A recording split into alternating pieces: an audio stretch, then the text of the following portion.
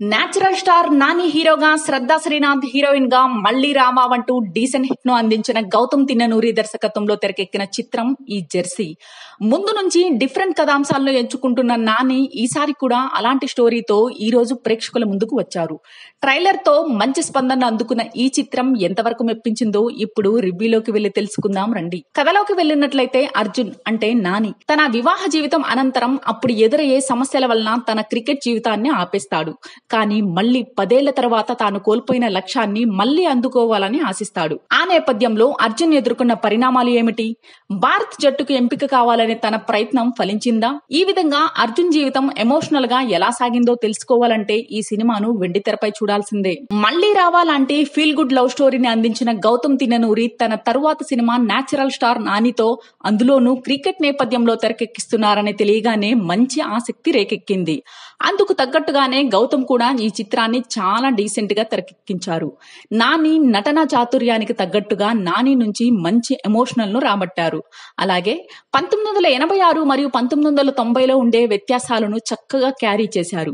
అయితే సినిమా నిడివి కాస్త పెద్దది కావడం వల్ల ఫస్ట్ హాఫ్ కాస్త సాగతీతగా సాగిన అనుభవం చూసే ప్రేక్షకుడికి కలుగుతుంది. ఈ విషయంలో గౌతమ్ కాస్త జాగ్రత్త వహించి ఉంటే బాగుండేది. ఇది మినహాయిస్తే గౌతమ్ పెట్టిన ఎఫర్ట్ హర్షించదగినదే. ఇక నటీనటుల విషయానికి వచ్చినట్లయితే తన సహజ నటనతో నేచురల్ స్టార్ గా గుర్తింపు తెచ్చుకున్న నాని తన కెరీర్ లో బెస్ట్ పర్ఫార్మెన్స్ ఈ సినిమాకి ఇచ్చారని చెప్పడంలో ఏమాత్రం అతిశయోక్తి లేదు. ముఖ్యంగా తన కొడుకు విషయంలో మరియు ఫ్యామిలీ ఎపిసోడ్స్ లో నాని కనబరిచే సహజ నటన సినిమా చూసే ప్రేక్షకులకు కట్టిపడేస్తుంది. 2 షేడ్స్ లో కనిపించిన నాని నటన కోసం ఎంత చెప్పుకున్నా తక్కువే అవుతుంది. ఇక అలాగే నాని సరసన నటించిన శ్రద్ధాదాస్ ఇదివరకే కోలీవుడ్ లో తానేంటో నిరూపించుకున్నారు. అందుకు తగ్గట్టుగానే ఈ సినిమాలో నానికి ఏమాత్రం తగ్గకుండా మంచి నటన కనబరిచారు.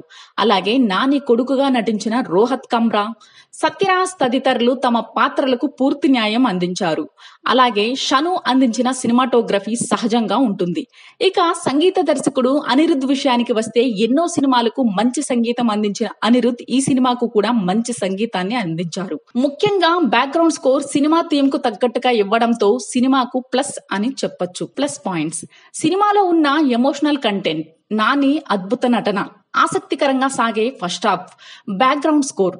మైనస్ పాయింట్స్: సినిమా నిడివి, అక్కడక్కడ కొంచెం సాగదీత. మొత్తంగా చూసుకున్నట్టయితే అర్జున్ అనే క్రికెటర్ యొక్క ఎమోషనల్ ప్రయాణమే ఈ జెర్సీ. నాని కనబరిచిన అద్భుత నటన సినిమాకు ప్రధాన ఆకర్షణగా నిలువగా, అక్కడక్కడ స్లో నరేషన్ మైనస్ అని చెప్పొచ్చు.